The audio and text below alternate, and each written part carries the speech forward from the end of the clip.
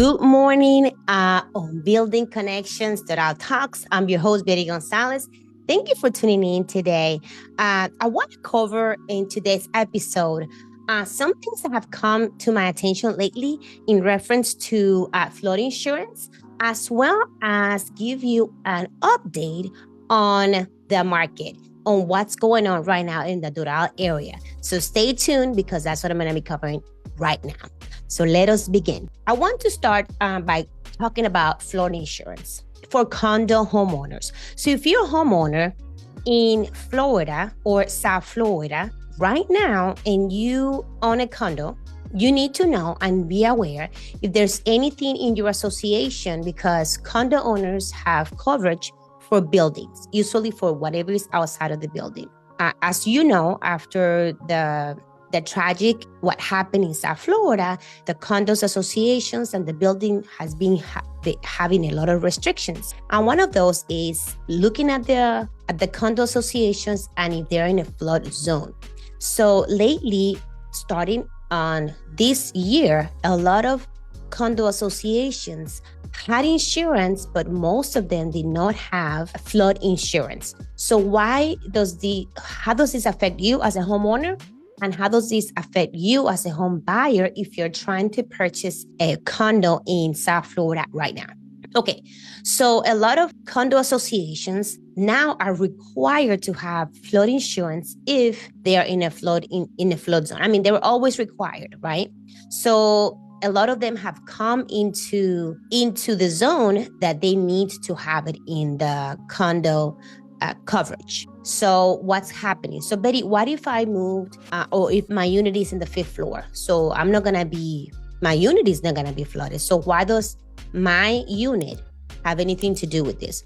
Well, that's a good question, because it doesn't matter what the condo usually covers is the building, the whole building.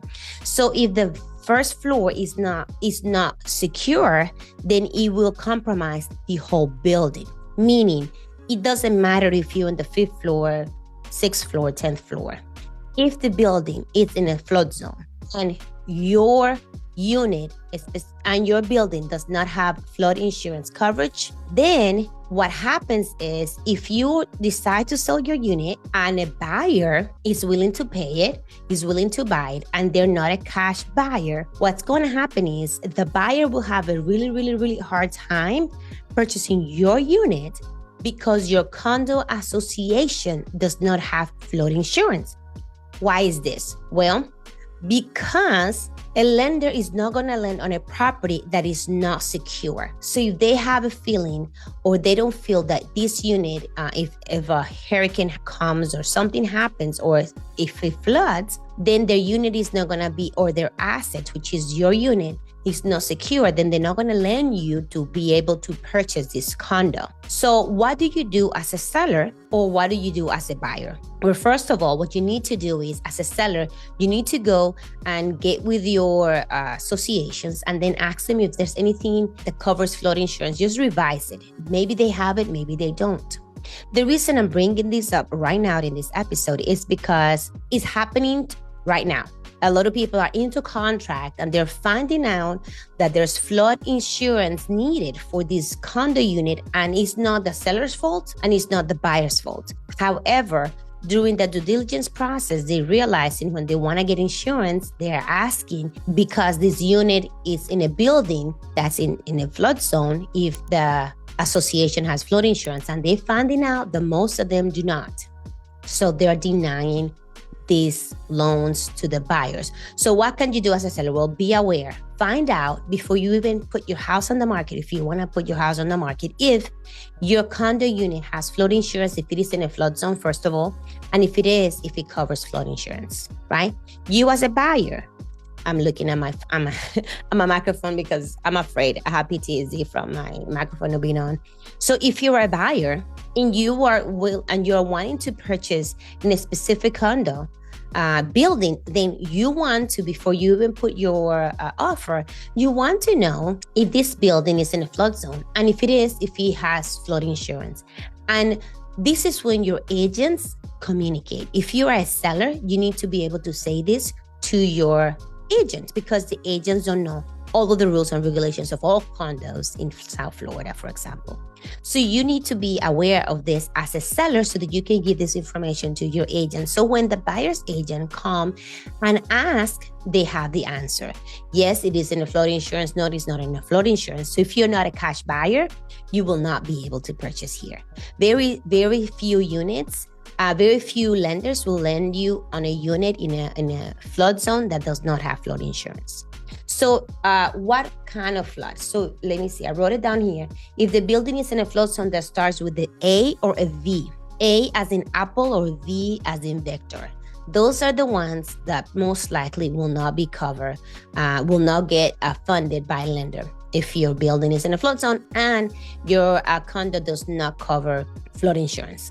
Okay, moving on to the market update. So I want to share with you this graphic. So bear with me real quick here because like I said before, I'm having to learn this new process on my computer and I want to see, okay, here we go. I think I'm doing well here. I'll be able to share this with you.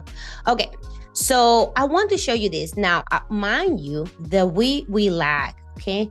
Real estate lags. So right now we are in the middle of September, but what we have is 2 months prior information, okay? Now, as we look at this, I want you to see, we start with from the left to right, we have 4.9 months supply of inventory, which is 3.8 months, almost 4 months. 3.8 more than last year at this time. So 4.9 months, obviously is close to 5. So what does that mean to you as a seller if you're trying to sell your property? And what does that mean to you as a buyer? Okay, so let me go back. So if we have less than 3 months supply of inventory, that means we're in a very major seller's market, meaning we have too much demand and not enough supply. So if no one else put another house on the market, what that means is the market will absorb those units within 3 months, right? That's exactly what that means. Well, now we are 4.9 months, mean 3.8 months more than last year, this time last year. So last year we were at 1.1 if you were to subtract 3.8, right? So at 1 month of supply. So we were in a very, very strong seller's market. Remember, we are 2 months behind with this. So by the time that the data for September will be probably much different. Okay, so if we are on a 5 month inventory, which is what we currently are close to, that means we are in a more balanced market, anywhere from 4 to 6. We're getting more balanced, meaning that we have as much supply as much demand to properties. So what that means, the property could stay in the market a little longer or not selling as fast. If we get closer to 6 months of inventory, to 7 months of inventory, that's when things will start to shift to where the buyer has more strength on the market, because that means there's just too much inventory and they have a lot of supply. They have a lot of properties to pick from. So that's what's happening right now. And I want you to pay close attention. I'm going to be bringing this, if it's not once a month, at least, if it's not once a week, at least once a month, because we have to start paying attention to these numbers in order for you to have the right expectations if you want to go and put your house on the market. Now, the median sales price, moving on to the second square right here, the median sales price right now is 4.7% less than a year ago, which is $1,122,500. And these, guys, are for just single family homes. I'm not including here condos and townhouses, just single family properties only in the city of Doral. This is the information that I'm bringing to you right now. Now, active inventory. Right now, we have 100 properties on sale.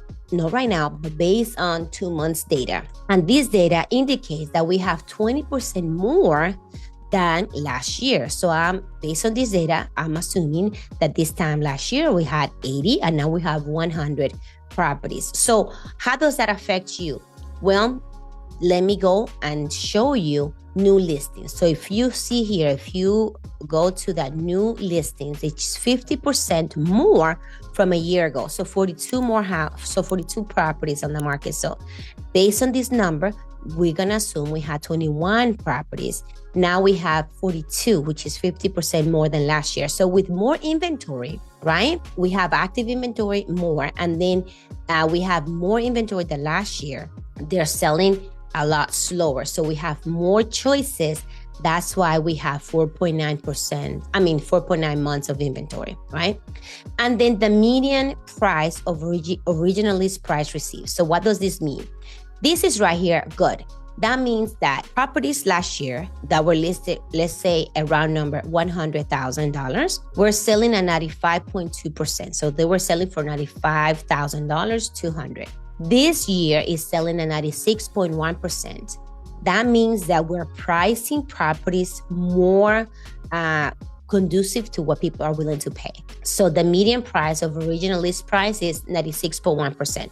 So if you put your house on the market, expect 3.9% less than what you actually listed for. And then new pending sales, like I said, is 18 pending sales, which is 36% less from a year ago.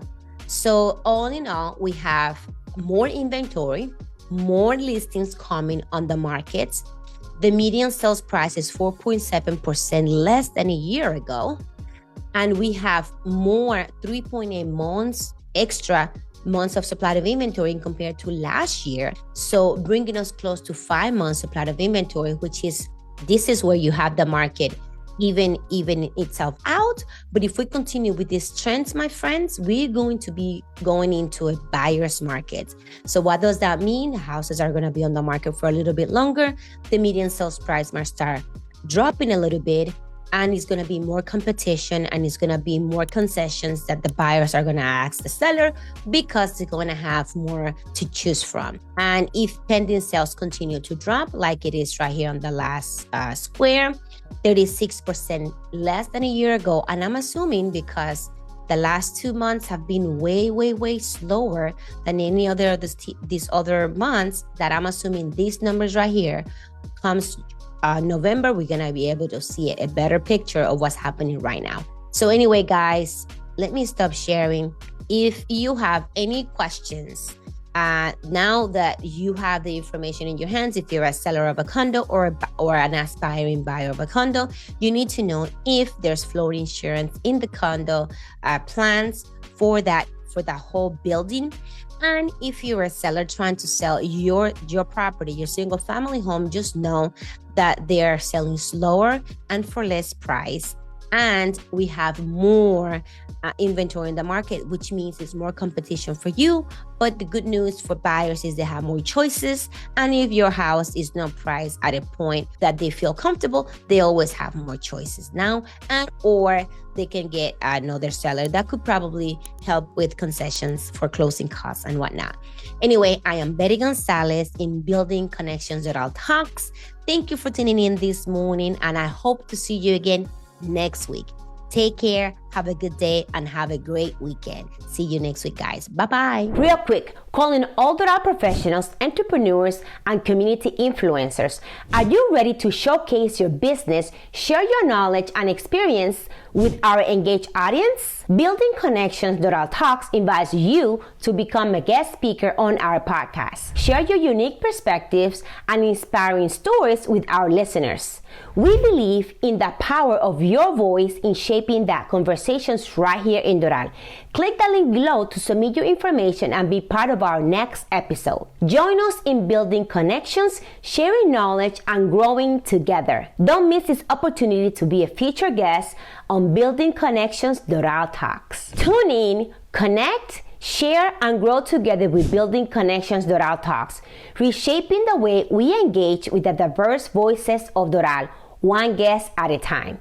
Doral Talks, your voice, our community. Click the link now on the show notes, the screen, or in the comments below, or just scan the QR code to submit your information as a guest. I hope to see you soon. See you in the next podcast. Bye.